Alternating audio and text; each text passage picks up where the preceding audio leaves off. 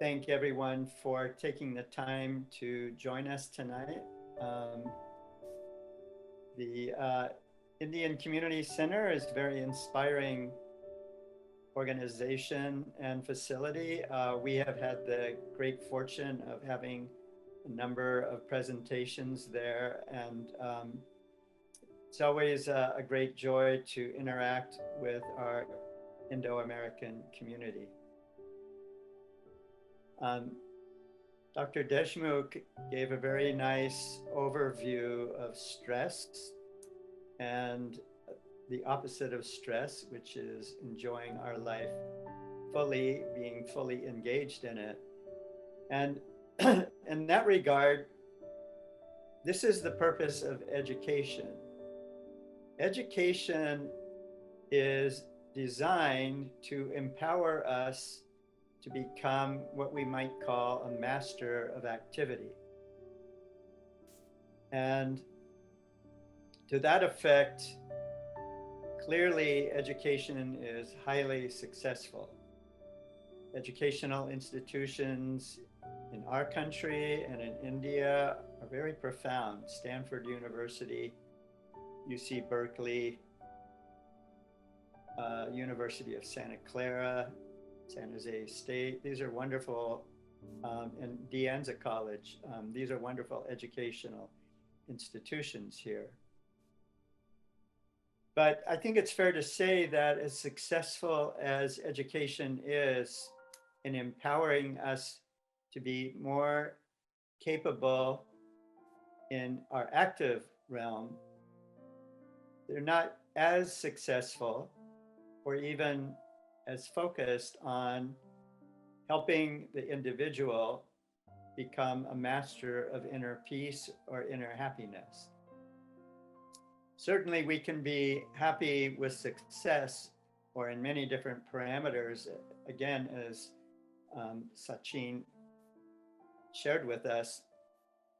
But if we really understood the relationship between consciousness, thinking, and action, then this is the key to living a more balanced life, psychophysiologically. And this is what I really want to share with you today. So typically, when we hear the word consciousness, we relate to it in terms of what we are conscious of. So if we're thinking, we're conscious of what we think about. Or if we are intellectually analyzing something, we're conscious of that intellectual activity. If we are watching a movie, listening to music, or any kind of sensory experience, we're conscious of that sensory engagement. And if we're physically active, we're conscious of whatever form of activity we're involved with. So we all know that consciousness is the basis of all thought, perception, and action. But most people don't fully appreciate the nature of consciousness itself that gives us this empowered capacity. And nor do people fully grasp that you can also experience consciousness in its primary, or what we like to refer to, its pure state. Nor do people fully understand the qualities of consciousness in that respect. So I'm going to share with you some perspectives tonight. And we're going to start with a definition of consciousness that the founder of the meditation approach that I teach, the transcendental meditation technique, which I learned from its founder, Maharishi Mahesh Yogi. And in training teachers of Transcendental Meditation, or we can abbreviate it to TM. Maharishi often referred to a definition of the three fundamental qualities of consciousness that come from India's ancient Vedic tradition of knowledge, which, as you all know, is the source tradition of yoga theory and practice, Ayurveda, natural approach to health, Stapatya Ved, classical Indian architectural principles, Gandharva Ved, classical Indian music, and so forth. So it's a very broad, naturalistic knowledge structure. And there are many, many texts in the Vedic tradition that provide very beautiful and very clear insights into the nature of consciousness. And of course, meditation and yoga are always referred to as a process through which consciousness can be enhanced. So this is expressed in the Yoga Sutras of Patanjali, in the Bhagavad Gita, and the Brahma Sutras of Adi Shankara. It's in many, many texts. But this particular definition comes from the Upanishads. And it's a very, very helpful expression of the deepest nature of your mind, which is consciousness itself. Okay? So consciousness in its pure state, which by saying pure, we mean transcendental to or beyond any active quality of thought, intellect, emotions, senses, and body. Consciousness itself has the qualities in Sanskrit that are defined as Sat, Chit, and Ananda. And many of you in the audience tonight will have heard this descriptive, Sat, Chit, Ananda. But I'm going to give you Maharishi's translation because I think you will find it very insightful relative to our approach to meditation. And then we can look at how meditation can systematically lower stress levels in our daily life. So the term Sat simply means that our consciousness in its fundamental state is completely silent and non-active. Because it's non-active, it's non-changing, and therefore non-variable.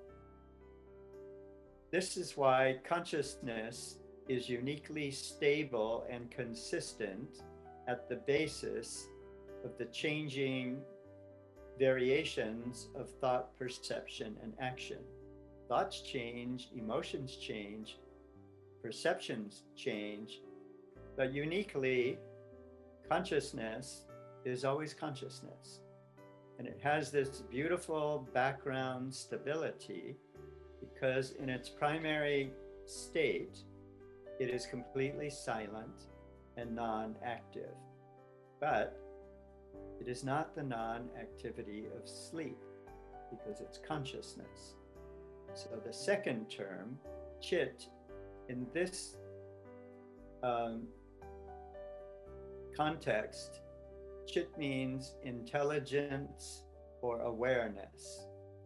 And as you listen to what I'm saying, and maybe you're watching visually, or if you look around the room you are in, you are quietly, intelligently aware of everything that you see and everything that you hear. And you're empowered to that capacity entirely because of the basic qualities of your own consciousness. Third quality, Ananda, as you know, means bliss or happiness. And it is included in this ancient descriptive because whenever, either through natural happenstance or through a deep experience in meditation, through effective meditation, whenever the ongoing dynamism in our mind on the level of thought, perception, and action settle into the silent, non active, pure state of our own consciousness, because it's completely non active, we are therefore automatically in the deepest state of inner peace possible. And that peacefulness has a blissful, a quiet, blissful quality to it. So these are the fundamental qualities of our consciousness: silence, intelligence, and bliss. And this is our true natural state. The purpose of meditation, therefore, is very, very simple. The purpose of meditation is to take a little time out of our active life to allow for the deepest possible experience of the silent, intelligent bliss or calm of our own consciousness.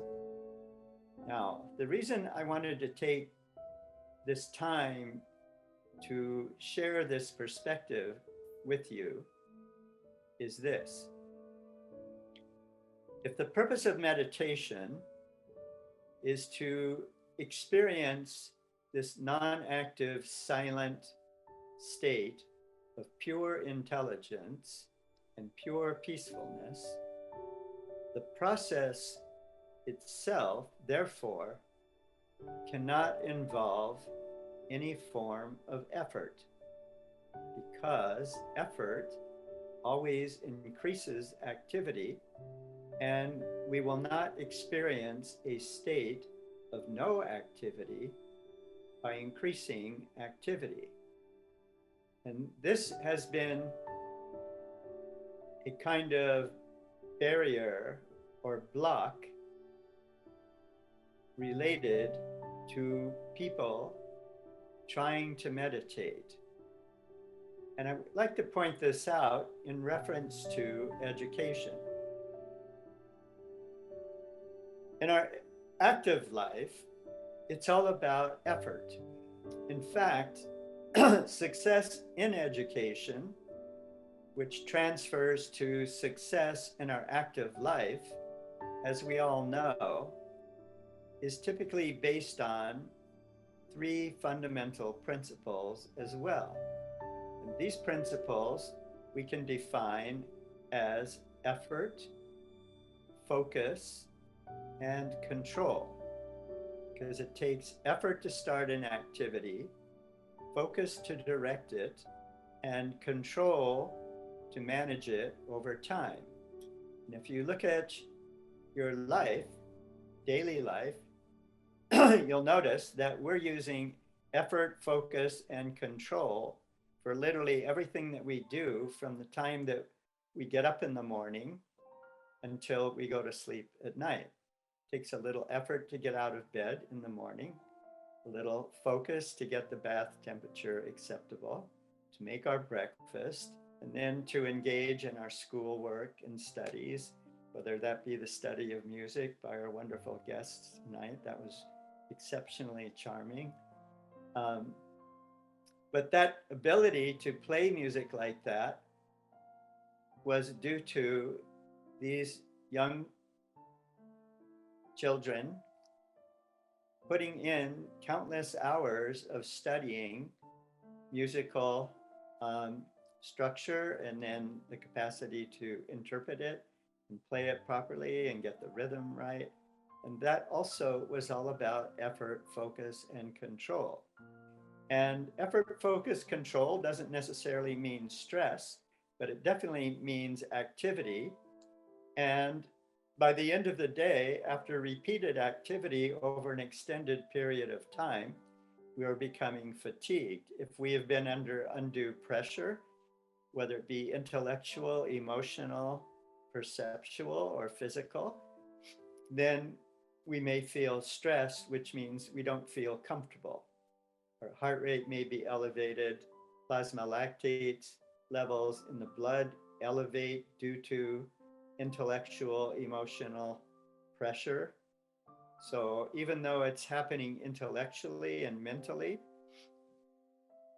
the biological status of the blood changes because the adrenal glands become elevated in their activity. And when adrenal gland is hyper elevated, then plasma lactate goes up. We counter this effect by going to sleep at night. Health science advocates that we can counter effect a typical range of activity. 16 hours of activity can be counterbalanced by 8 hours of sleep.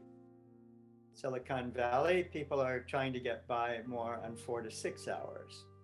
And I'm going to share a graphic with you as to why our cardiologists that we're affiliated with, particularly Dr. Cesar Molina, who co-founded South Asian Heart Center, which is part of El Camino Hospital, strongly encourages his patients and the Indian Asian community as a whole that we really need to get 7 to 8 hours of sleep at night. And this is because metabolism lowers gradually during sleep, and it doesn't reach the deepest level till after 5 to 6 hours.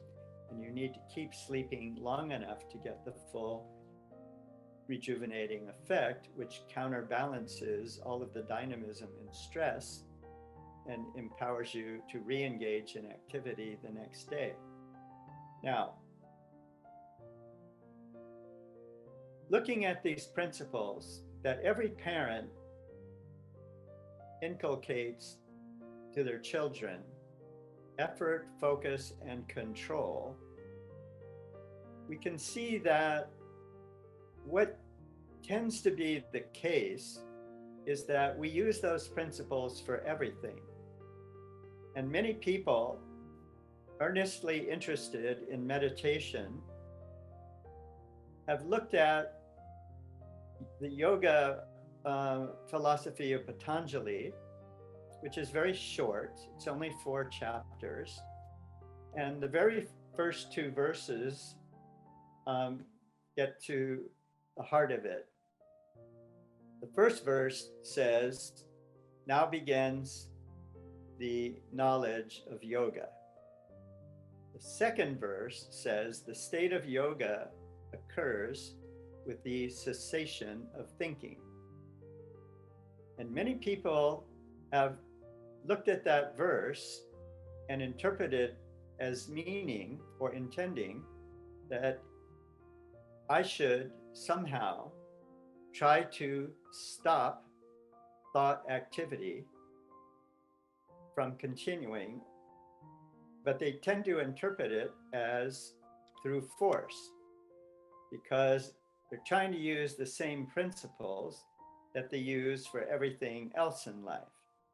And so there have been techniques saying that you should focus on something, and such as focus on your breath. And breath control is definitely part of yoga, but it is not part of the meditative process. It prepares you for it. And these 8 aspects of yoga are a description of the 8 different areas through which yoga is experienced and its effect enhances. So what I'm getting at is when we meditate, we don't try to use the same principles that we use in our active life. The purpose of meditation is very different, and the process has to reflect that purpose. If you try to focus on something, that means you're holding your attention on it. If you're holding your attention on one level of activity, how will that allow for activity to diminish into a non-active state? So it was the beautiful wisdom of Maharishi Mahesh Yogi who clarified all of the fundamental principles of meditation through the teaching of the transcendental meditation technique. And this technique, through the mental use of an ancient Vedic mantra that you learn when you learn the practice, will allow the activity of the mind to settle spontaneously. Now, if you are interested in the details of this, then you please contact me and I'll invite you to a more in-depth presentation about this that we give for free for people who are interested in wanting to learn about TM. But the value of the mantra is that it disengages the intellect. It's very simple, and it allows activity through sound to settle to quieter levels. And Maharishi pointed out that once the mind, through the correct mantra and the correct knowledge of the use of the mantra, once the mind begins to settle, we don't have to even worry about control, because as the mind is settling, it is transitioning from a more active value spontaneously to a more peaceful or more ananda value. And that ananda quality is increasing until you experience pure consciousness, which is pure ananda, and therefore it's in its most expanded and maximum state. And that experience is inherently pleasing because it is deeply pleasant and peaceful. And Maharishi pointed out that, in fact, the mind always naturally gravitates towards greater happiness spontaneously. So there is no effort or focus or control required.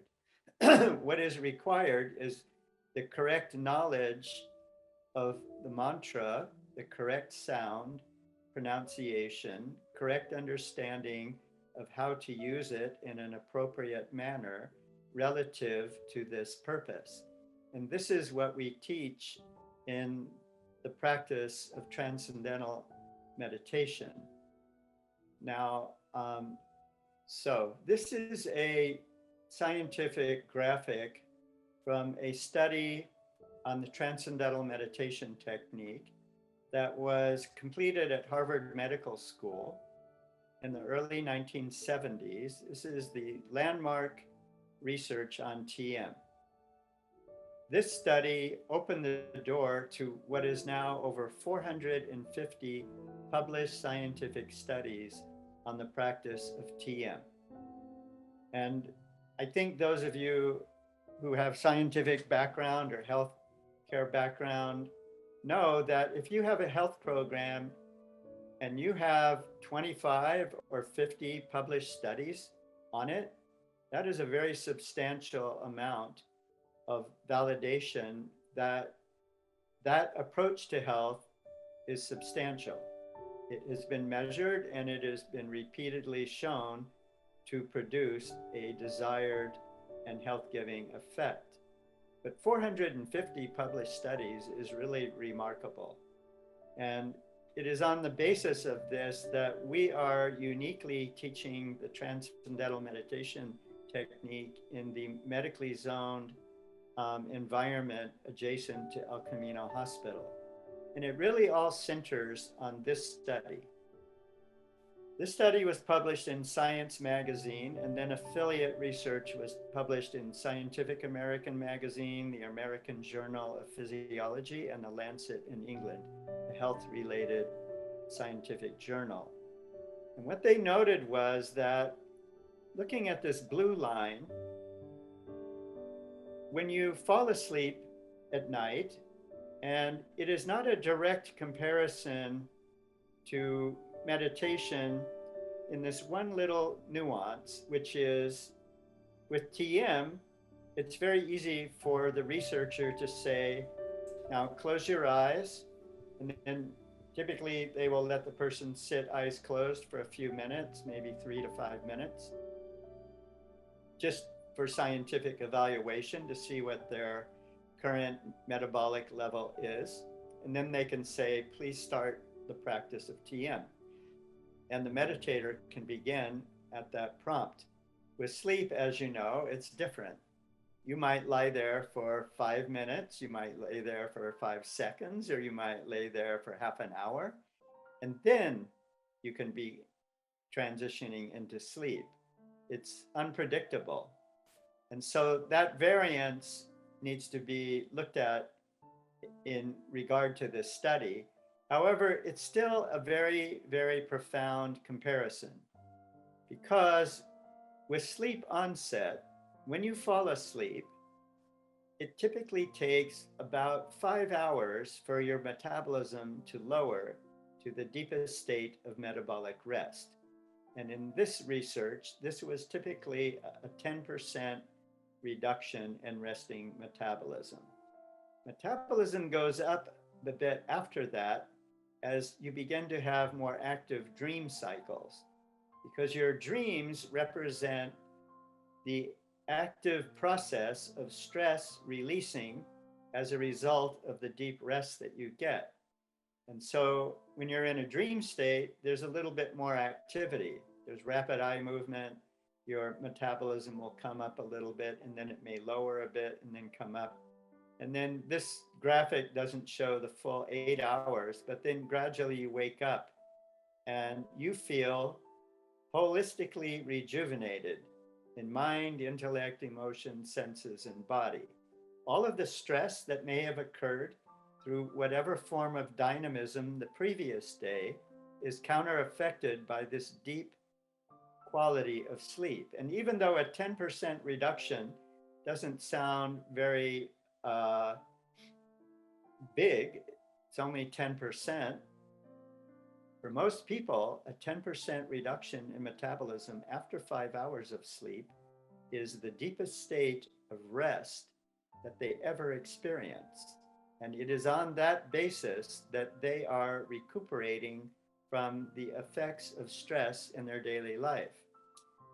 Now, and it's worth noting that after 2 hours, metabolism may have only lowered 4%. So it's very important to get to this deepest level and then stay there long enough. That will allow plasma lactate levels, cortisol levels to lower as a result of the relaxation you gain while you're sleeping.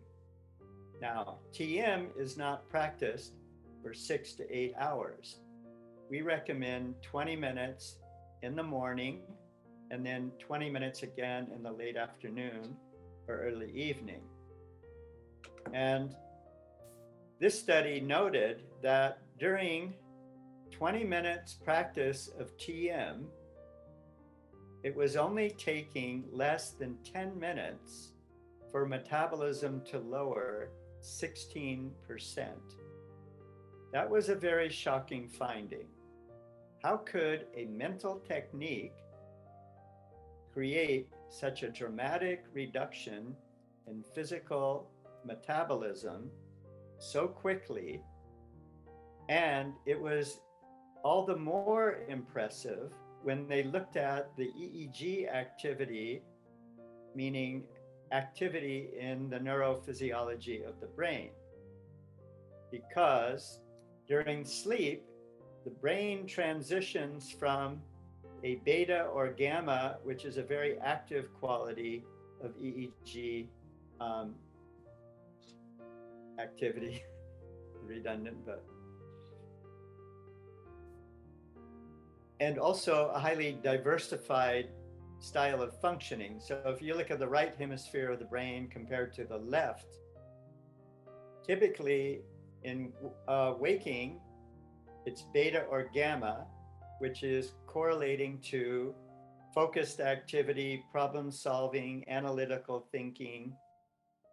And it's the most active EEG frequency and very diversified. The right side of the brain will have a different brainwave pattern than the same area of the brain on the left side. Integrated brain function means that they will match, but there's only small areas of the brain that maintain integration during activity. And people who have more integrated areas of the brain tend to be in higher performance categories in active life. So in business, the CEO level executives tend to have more integrated areas of the brain. This correlates to greater calm and orderliness in their brain functioning, and that expands their intellectual capacity. Product designers, developers, advanced mathematicians, advanced Olympic level gold medal award winning athletes tend to have more integrated areas of the brain than the general population that they interact with. Now, during TM, what they noted was that whereas during sleep, the brain enters this deep delta state, which is a state of unconsciousness, and it is the slowest EEG pattern, but completely unintegrated. During TM, the brain enters an alpha 1 category, which is the next slowest, but the meditators in the alpha 1 category, even though they're more asleep than sleep physically, were awake. And their mind, correlating to brain function, is in a state of deep inner calm. And this is what allowed the metabolism to enter that deep state of rest. And this is exactly what Patanjali was referring to when he said in the second verse of the Yoga Sutras that the state of yoga, which is a state of integration, yoga means to join together, to yoke, to unite, to integrate. And during TM, the active mind integrates with the silent peacefulness of consciousness, and the brain enters this alpha 1 state, which is typically only experienced momentarily when you're falling asleep at night, but still awake. So during TM, you enter that calm state, your brain becomes holistically integrated, and you get very deep rejuvenative rest. Now, TM does not replace sleep. What it does is it complements it so that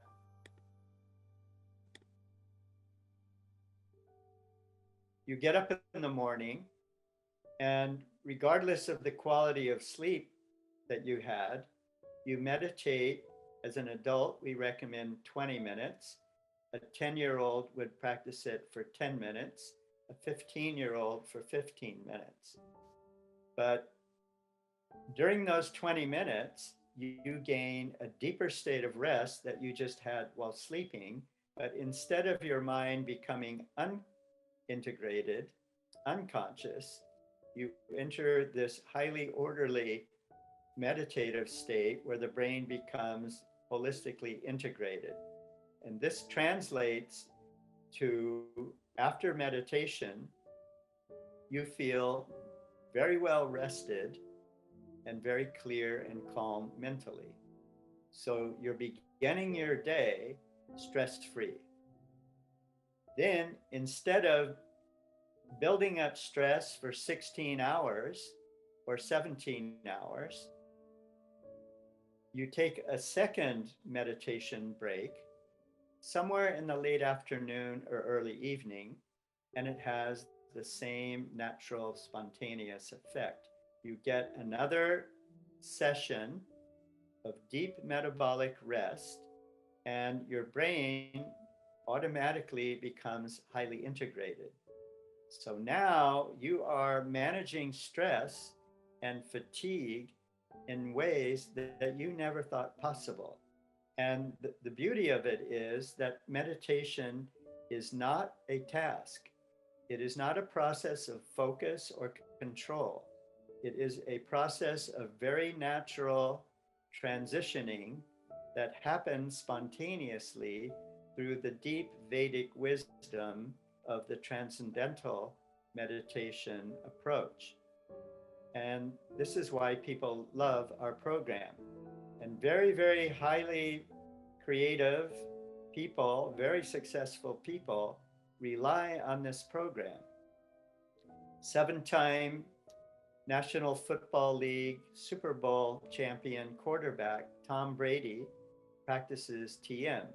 And this is what has helped him, along with a very healthy lifestyle, continue to compete in his mid 40s when most quarterbacks are thinking of retirement in their early 30s.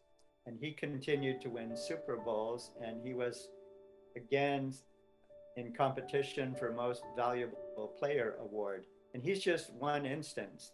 And that is just in football. I have taught professional soccer players, English league soccer players, um, highly regarded surfers, which is my background. But also, I've had the great fortune of interacting with all of the brilliant, brilliant, intelligent minds here in Silicon Valley, in IT, in medicine, in law, in finance, education. We have such a beautiful community here, and the Indian community has helped elevate it because of your dedication to knowledge culturally. And having come here, you have brought that dedication and you've brought that beautiful family integrity that I observed both when I was trained as a teacher in Rishikesh and traveled a little on the way. But also, Maharishi had me teach TM through a program affiliated with the Department of Education in Madhya Pradesh in the city of Indore. And I had the great enjoyment of living in India and really seeing what a wonderful culture it is. And then I could appreciate all of you who have come to America to enjoy the opportunities that are in our great country. And I am very pleased to join you tonight as a way of sharing and giving back to you what I have absorbed from your culture through the teaching of my teacher, Maharishi Mahesh Yogi. So hopefully you found this interesting. I don't want